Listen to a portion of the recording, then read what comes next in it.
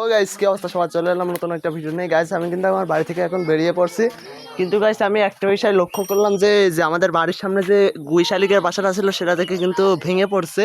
এখন আমি নিচে গিয়ে দেখবো যে বাসায় কিছু আছে কি না।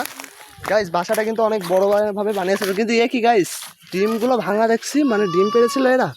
বাসাটা ভেঙে দেখি, সরি ভেঙে না, খুলে। কিন্তু গাইস, আমি ভিতরে যা দেখলাম এটা দেখার জন্য আমি নিজের মোটেও প্রস্তুত ছিলাম না। মানে বাসাটার একটা ডিমও গাইস অবশিষ্ট নাই যে আমি কবুতরের তাওয়ায় দিব। দেখুন দেখুন গাইস, ডিমের খোলাগুলো এখানে ভেঙে পড়ে আছে। মানে একটা ডিমও যদি অবশিষ্ট থাকতো তাহলে আমাদের কবুতর অথবা মুরগির নিচে দিতাম এবং আমি বাচ্চাগুলোকে বাঁচানোর চেষ্টা করতাম। মূলত বাসাটা নিয়েই কিন্তু ডিমগুলো ভেঙে পড়েছে। তারপর ডিম ভাঙলো কীভাবে এটা কিন্তু বুঝতে পারছি না। আর এটা কিন্তু আমি এখন খেয়াল করলাম, এতক্ষণ খেয়াল করি নাই। দেখুন ডিমগুলো কটা ডিম ছিল আমি বলতে পারবো না ঠিক, কিন্তু ভেঙে গেছে। মূলত আগের দিন যে ঝড় হয়েছিল বাসাটা ছিল ওই ডালটায়, কিন্তু ওই ডালে চলে আসছিলো। তারপরেও কিন্তু তারা বাসা করছিল, কিন্তু বাসাটা দুর্ভাগ্যজনকভাবে ভেঙে গেছে। এখন কিন্তু আর কিছু করার নাই। তারপর আমি একটু ঝাড়ানোড়া দিয়ে দেখছি যদি ডিম থাকে তাহলে পড়ে যাবে। এটা দেখে খুবই খারাপ লাগছে গাইস, যেটা কিন্তু ভাষায় প্রকাশ করা যায় না এই দুঃখটা। কিন্তু আমার কিছু করার না, এটা প্রকৃতির নিয়ম। মূলত প্রকৃতি যদি কাউকে ভালো রূপ দেয় তাহলে সে ভালো, এবং প্রকৃতি যদি কারোর সাথে নিষ্ঠুরিকতা করে সেটা কিন্তু অনেক খারাপ দুঃখজনক বিষয়। তো গাইস, আমি কিন্তু বাসাটার জন্য কিছু করতে পারলাম না, যেটা কিন্তু আমি খুবই দুঃখজনকভাবে বলতে হচ্ছে। আর এদিকে তাদের মা বাবা পাখিরাও দেখুন কেমনভাবে ছটফট করছে। এতক্ষণ করছিল, এখন কোথায় গেছে জানি না। এতক্ষণ এখানে ছিল তারা, কিন্তু এখন দেখছি নাই। মূলত কাল রাতে কিন্তু প্রচুর ঝড় বৃষ্টি হয়েছিল, তার কারণে হয়তো এটা হয়েছে।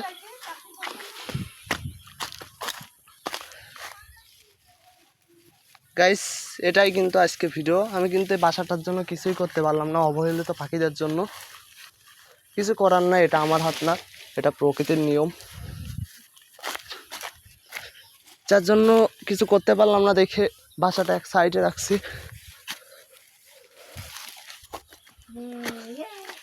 এই তো এখানে রেখে দিলাম। তো গাইস, আমি যে দুঃখটা পাইছি এটা কিন্তু ভাষায় প্রকাশ করা যাবে না। মানে ডিমগুলোর দিকে তাকালে কিন্তু একটা অন্যরকম দুঃখ ফিল হচ্ছে। একটা ডিমও বাঁচাতে পারলাম না। মূলত আমি যে বাঁচাবো সেটুকু সময় আমি পাইনি, মানে বাসাটাই ভেঙে আছে। যদি বাসাতেও মানে আস্ত থাকতো আমাদের যে মুরগিতে তা দিচ্ছে ডিম, ওটার ভিতরে দিয়ে আমি হয়তো বাচ্চাগুলো বাঁচাতে পারতাম, কিন্তু আমি সেটা পারলাম না। দেখুন ডিমগুলো কেমন ভেঙে আছে।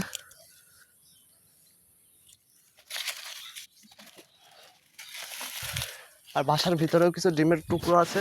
আমি কিন্তু পুরো বাসাটাই না হওয়ার পেরে ভেঙে দেখলাম। প্রথমে দেখলাম যে বাসাটা মানে কেমন অবস্থায় আসে, বাসার মানে ফোক দিয়ে দেখলাম আমি, কিন্তু দেখলাম যে ডিমের খোসা ভাঙা, যার কারণে আমি বাসাটা পুরো এরকম ঝাড়া দিয়ে দেখলাম, তারপরে কোনো ডিম পেলাম না। কিন্তু আমি কিছু করতে পারলাম না। ওর মা পাখিরা ওইখানে বসে বসে কান্না করছিল, ওই যে ওর মা পাখিরা দেখে ফেলেছি।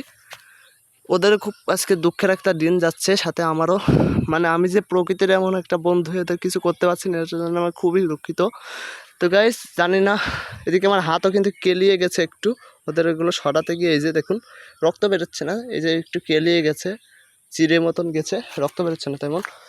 তবে এরকম সমস্যা নাই। আমি কিন্তু যে দুঃখ পেয়েছি এটা কিন্তু কোনোভাবে ভুলতে পারছি না। আমার খুব খারাপ লাগছে। মানে আজকে আমি বাসায় ছিলাম না, একটু আত্মীয়র বাসায় গিয়েছিলাম।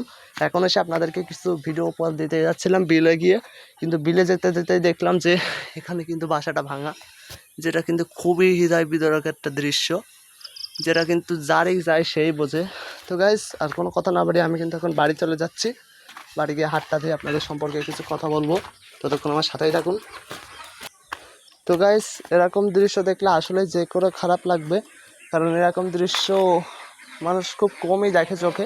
তার কারণ খারাপ না লাগতেও পারে, কারণ কিছু মানুষ আসে এইসব দৃশ্য একেবারেই খেয়াল করে না, যেমনটা আমি আমাদের বাড়ির কিছু মানুষদের দ্বারা বুঝলাম। আমাদের বাড়ির মানুষরা এত আসছে যাচ্ছে মাঠে কাজ করছে, তারপরেও কেউ দেখলো না। এটা কিন্তু আমার চোখেই পড়লো।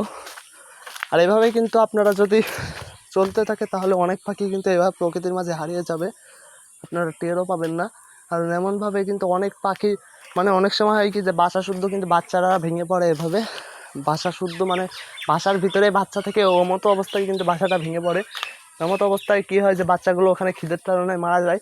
কিন্তু আপনারা যদি আমার মতো এমন যদি হৃদয়বান ব্যক্তি হয়ে থাকেন তাহলে কিন্তু আপনারা অবশ্যই সেখানে যাবেন, কিন্তু অন্য লোক হয়ে কিন্তু সেখানে যায় না, তার কারণে কিন্তু বাচ্চাটার হয়তো বাচ্চাগুলো মারা যায়। যেমন দেখলেন, আমি যদি বাচ্চা থাকতো তাহলে কিন্তু আমি এনে তাদের মানুষ করতাম, মানুষ করে ছেড়ে দিতাম পরে। কিন্তু আফসোসের বিষয় হলো সেগুলো ছিল ডিম। যদিও আস্ত থাকতো তাহলে সে একটা পদক্ষেপ নেওয়া যেত, কিন্তু যেহেতু ডিমগুলো ভেঙে গেছে এর জন্য আর কিছুই করা গেল না। এটা কিন্তু খুবই খুবই দুঃখজনক একটা কথা। এত খারাপ আমার আর ভবিষ্যতে লাগবে কি বলতে পারছি না। মানে গাইস, বাসাটা আমি এতদিন ধরে খেয়াল করে করে রাখছি, কিন্তু আজকে যে নষ্ট, সরি আজকে না কালকে যে নষ্ট হয়ে গেল আমি সেটা খেয়ালও করতে পারলাম না। তো গাইস কি বলবো, আমার বলার কোনো ভাষা নাই। গাইস জানি না, এভাবেই কিন্তু আমাদের প্রকৃতি থেকে হাজারো পাখি হারিয়ে যাচ্ছে। আপনারা কিন্তু বুঝতেও পারছেন না পাখিরা হারিয়ে যাচ্ছে। তাহলে মূলত আমাদের আম গাছেও কিন্তু একটা গুই শালিক বাসা করেছে, যেহেতু সন্ধ্যাবেলা দেখা যাচ্ছে না ভালোভাবে। এই তো এই বাসাটাই কিন্তু ওরা থাকছে, ওদের উপরও নজর রাখতে হবে, যেহেতু কালবৈশাখী ঝড় চারিদিকে হানা দিয়ে বেড়াচ্ছে। তো এরকম কিন্তু আমাদের আশেপাশে যদি আপনারা দেখেন তাহলে কিন্তু হাজার হাজার পাখির বাসা খুঁজে পাবেন। মূলত আমাদের গ্রাম থেকে, মানে সরি আমাদের গ্রাম না, আপনাদের গ্রামের ভিতর যদি আপনারা খোঁজেন, প্রায় 1 কিলোমিটার এলাকা ধরে বিস্তৃত এলাকায় যদি আপনারা খোঁজেন তাহলে কিন্তু আপনারা ম্যাক্সিমাম না 1000 থেকে 5000 পাখির বাসা পেয়ে যাবেন। এবং এই পাখির বাসাগুলো কিন্তু আপনার শুধু আপনি না, আপনার এলাকার, মানে যদি আপনি চাইলে আপনি 100 থেকে 200টা পাখির জীবন বাঁচাতে পারবেন। আর এটার সময়কাল কিন্তু অতটাও না, মানে এটার সময়কাল হলো অল্প কয়েকদিন। মূলত এই যে ফেব্রুয়ারি মাসের তুলনামূলক একটু কম পাওয়া যায়। তবে কিন্তু মে মাসের একেবারে মে মাসের 20 তারিখ অথবা 15 তারিখ থেকে কিন্তু পাখি একেবারে পুরো পাওয়া শুরু হয়। মূলত এই মে মাস থেকে কিন্তু সেপ্টেম্বর মাস পর্যন্ত যদি একটু আপনারা ভালোভাবে দেখেন আপনাদের এলাকাগুলো, তাহলে কিন্তু অবশ্যই আপনারা সুন্দর কিছু পাখির বাচ্চা পেয়ে যেতে পারেন। আর এর বাচ্চাগুলো কিন্তু অনাথ হয়ে থাকলে আপনারা তাকে নিতেও পারেন। তো গাইস, পরিশেষে একটা কথাই বলতে চাই, এভাবে অযত্নের কারণে অথবা অবহেলার কারণে আমাদের প্রকৃতি থেকে হাজারো পাখি আজ বিলুপ্তির পথে। তো আমি পরিশেষে একটা কথাই বলতে চাই যে আপনারা যদি পাখি প্রেমিক হয়ে থাকেন, এমন পাখি যদি বাঁচায় যেতে চান তাহলে আমার ভিডিওটা একটা লাইক দিয়ে সুন্দর একটা কমেন্ট করে বলে যান। আর আমার চ্যানেলে যদি নতুন হন তাহলে আমার ভিডিওটা একটা লাইক দিয়ে চ্যানেলটি সাবস্ক্রাইব করুন। ধন্যবাদ সবাইকে। আসসালামু আলাইকুম।